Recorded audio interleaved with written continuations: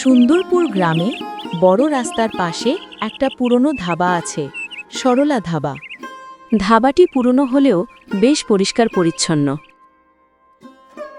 সেদিন সকালবেলা ধাবায় কয়েকজন বসে চা পরোটা খাচ্ছিলেন। গোপাল ধাবায় সকালের খদ্দেরদের দেখভাল করছিল। সরলা রান্নাঘরে ব্যস্ত ছিল। ওহ গোপাল, কি হাত তোমার! এই চার পরোটার স্বাদ শহরের বড় বড় হোটেলেও পাওয়া যায় না। এইসব আপনাদের আশীর্বাদ বিমল কাকা। এটা শুধু হাতের জাদু না, এটা এই চুলার উত্তরাধিকার। দাদার থেকে বাবার হাতে, আর বাবার থেকে আমার হাতে এসেছে। আর মালিক, উত্তরাধিকার আছে ঠিকই, কিন্তু আপনার পরিশ্রমও কম না। ভোর 4টা থেকে আপনি যে ডাল বসান তার গন্ধে পুরো গ্রাম জেগে যায়।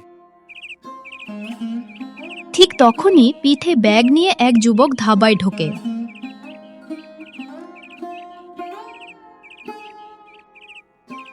ওকে দেখে সবাই থেমে যায়।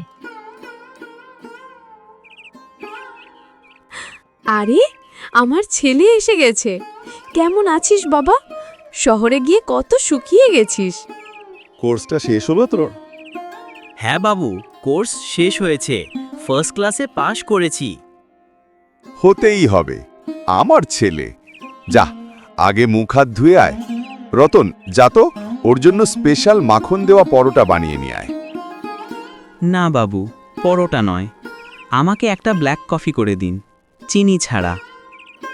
গোপাল, রতন আর বিমল কাকা একে অপরের দিকে অবাক হয়ে তাকিয়ে থাকে। Black coffee? ওটা আবার কি মালিত? ওটা শহরের ওই তিতা চা, যা ভালো করে দুধ চাটাই বানাস। এসব শহুরে কায়দাগুলো ওখানে রেখে আয়। ঠিক আছে বাবু, আমি নিজেই বানিয়ে নেব। রোহন রান্নাঘরের দিকে এগিয়ে যায়। গোপাল ওর দিকে শুধু তাকিয়ে থাকে। রাত হয়েছে, ধাবা বন্ধ। গোপাল, সরলা আর রোহন রাতের খাবার খাচ্ছে। আরেকটা রুটি নে বাবা।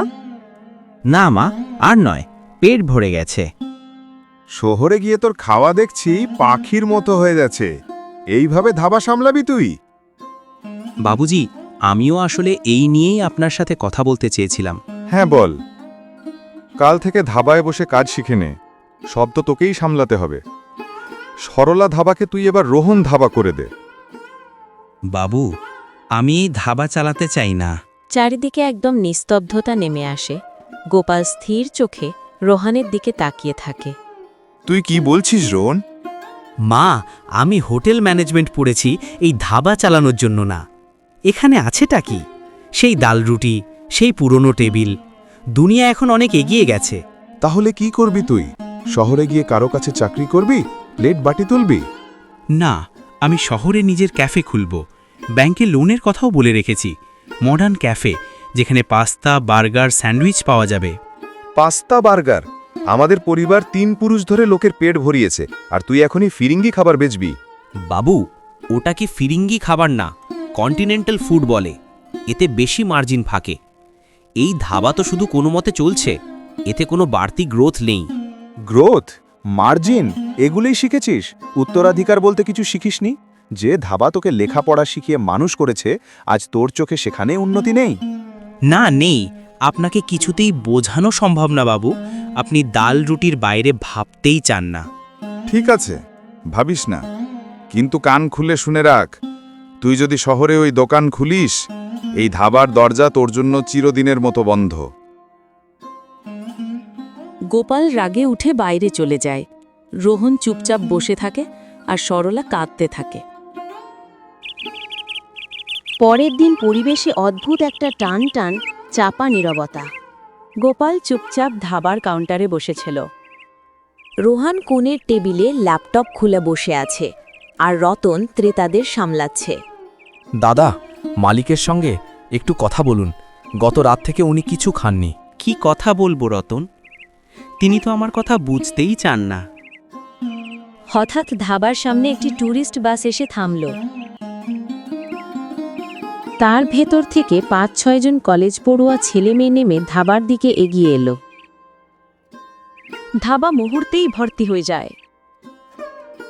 আঙ্কেল, এখানে পিৎজা পাওয়া যাবে? এখানে ডাল রুটি পাওয়া যায়, খেতে হলে বসো, না হলে চলে যেতে পারো। আরে ইয়ার, কত রুড, চল অন্য কোথাও যাই। সবাই উঠে চলে যেতে থাকে। রোহান সব দেখতে পাচ্ছিল। সে তৎক্ষণাৎ উঠে দাঁড়াল। 1 মিনিট, দয়া করে বসুন। পিৎজা তো নেই, কিন্তু এর চেয়েও ভালো কিছু আছে আমাদের কাছে। সবাই থেমে যায়। গোপাল বিস্ময়ে রোহানের দিকে তাকায়। রতন, সবার জন্য জল দে। মা, তাড়াতাড়ি আটা আর ময়দা বের করো। এই কি করছিস তুই? বাবুজি, শুধু 15 মিনিট দেখুন প্লিজ। রোহান দ্রুত কাজ শুরু করে দেয়। সে পরোটার জন্য নেওয়া আটা নিয়ে তাতে সবজি, পনির আর কিছু মশলা মেশায়। তাওয়ায় তেল না দিয়ে মাখন ব্যবহার করে। রতন, চাটনি আর দই আন। প্লেটগুলো পরিষ্কার করো। 10 মিনিট পরে রোহান প্লেটে পরোটা এনে পিজার মতো ত্রিকোণ টুকরো করে। ওপরে পনির কুচি ও মাখন দিয়ে সাজিয়ে পরিবেশন করলে। এটা হলো দেশি পিজা, ট্রাই করে দেখুন। ও মাই গড, দারুণ জিনিস। এটা যে কোনো পিজার চেয়ে লাখ গুণ ভালো। দাদা, আরো 4টা আনবেন। গোপাল দূর থেকে দাঁড়িয়ে সব দেখছিল। তার চোখে রাগ ছিল না, বরং নীরবতা। আধা ঘন্টার মধ্যেই সব স্টুডেন্ট খেয়ে দিয়ে রোহানের প্রশংসা করে টাকা দিয়ে চলে গেল। মালিক, আজ তো 1 ঘন্টাতেই দিনের পুরো আয় হয়ে গেল। রোহান দাদা, আপনার কোনো জবাব নেই? রোহান বাবার দিকে তাকালো, যিনি তখনও চুপচাপ বসেছিলেন। ধাবা বন্ধ হয়ে গেছে। সরলা আর রোহান হিসেব মিলাচ্ছিল। গোপাল চুপচাপ বসেছিল। রোহান, আজ তুই সত্যি সত্যি কামাল করেছিস। একই পরোটা, শুধু একটু অন্যরকম ভাবে বানানো। দেখলে মা, আমি বাবুকে এটাই বোঝাতে চাইছিলাম। জিনিস একই থাকবে, শুধু পরিবেশনের স্টাইল বদলাতে হবে। বাবুজি, আমাদের সরলা ধাবাকে একটু বদলাতে হবে। কি বদলাতে হবে? আমাদের ধাবাকে আরো সুন্দর আর পরিষ্কার করতে হবে। এই কাঠের বেঞ্চগুলো তুলে সোফা রাখতে হবে। দেয়ালে নতুন রং, কিচেনে একটু আপগ্রেড, আর একটা কার্ড মেশিন লাগাতে হবে। সাফাই মানে আমরা নোংরা খাবার পরিবেশন করি? আর এই কাঠের বেঞ্চ আমার দাদু বানিয়েছিলেন। এই বেঞ্চেই তোমার দাদু খেতেন, আর তুই এগুলোই ফেলে দিতে চাইছিস? বাবুজি, আপনি কথাটা কোথায় টেনে নিয়ে যাচ্ছেন? তুই টানছিস। তোর কাছে আমার ডাল রুটি, আমার বেঞ্চ, আমার উত্তরাধিকার সব পুরনো মনে হয়। এই সবের মধ্যে তুই গ্রোথ দেখতে পারছিস না? হ্যাঁ, পাচ্ছি না, কারণ আপনি সময়ের সঙ্গে বদলাতেই চান না। আপনি শুধু এই ধাবাকেই আঁকড়ে ধরে থাকতে চান। ইভেন যদি কাল এটা বন্ধ হয়ে যায় তবুও। এই ধাবা বন্ধ হবে? এই ধাবা আমার জীবন। চলে যা, আমার চোখের সামনে থেকে চলে যা। যা গিয়ে খুলে নে তোর ওই পাস্তা বার্গারের দোকান। সরলা চমকে ওঠে, আর কোণে দাঁড়িয়ে থাকা রতন হতবাক হয়ে যায়। চারদিকে ভয়ানক নীরবতা নেমে আসে। রোহান গাল চেপে বাবার দিকে তাকায়। গোপালের চোখে জল জমে আছে। আপনি ঠিক বলছেন, আমার চলে যাওয়াই ভালো। রোহান ল্যাপটপ তুলে নেয় এবং দ্রুত বাইরে বেরিয়ে যায়।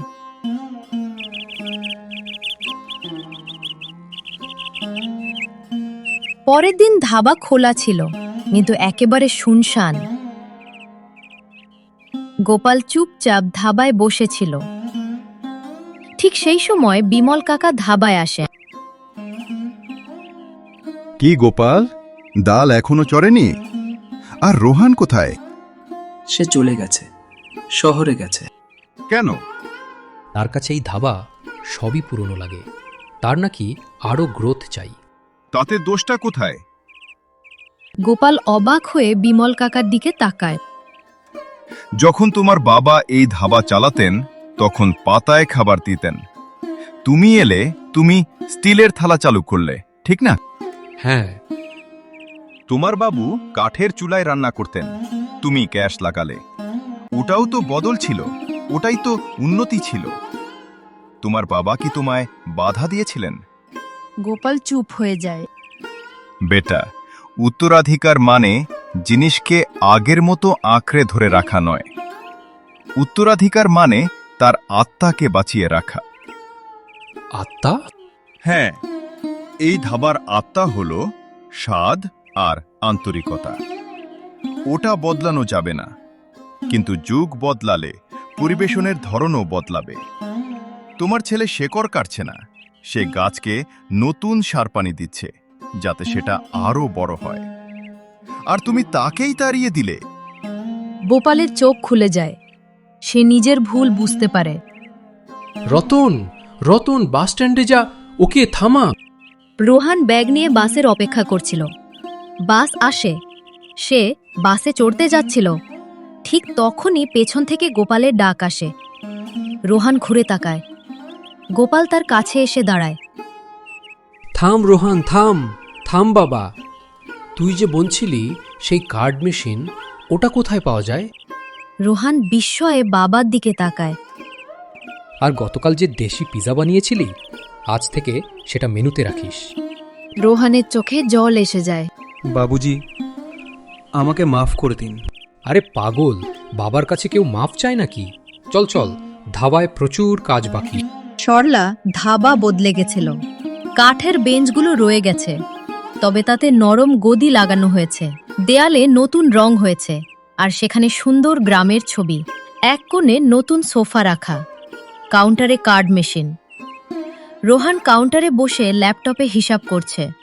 গোপাল কিচেনে, তবে এবার পরিষ্কার অ্যাপ্রন পরে।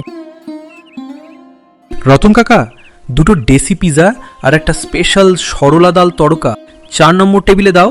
ওকে রোহান দাদা। বাবুজি, নতুন অর্ডার আসছে। বিমল কাকা বসেছিলেন। রোহান তার কাছে আসে। আর কিছু নেবেন বিমল দাদু? ক্যাপুচিনো ট্রাই করবেন? না রে বাবা, আমি ওই গোপালের হাতের তৈরি আদা চাই খাবো। তখন গোপাল একটা ট্রে নিয়ে আসে, তাতে এক পাশে চা আর 1 কাপ ক্যাপুচিনো, যার ওপর ক্রিম দিয়ে হাসির মুখ আঁকা। নে, তোর ওই শহুরে তেতো চা খা, এটা তোর বাবুই বানিয়েছে। রোহান হাসে, কাপ তুলে নেয়। গোপাল আর বিমল কাকা চা পান করে, আর এভাবেই গ্রামের সরলা ধাবা এবং তার উত্তরাধিকার অটুট থাকে।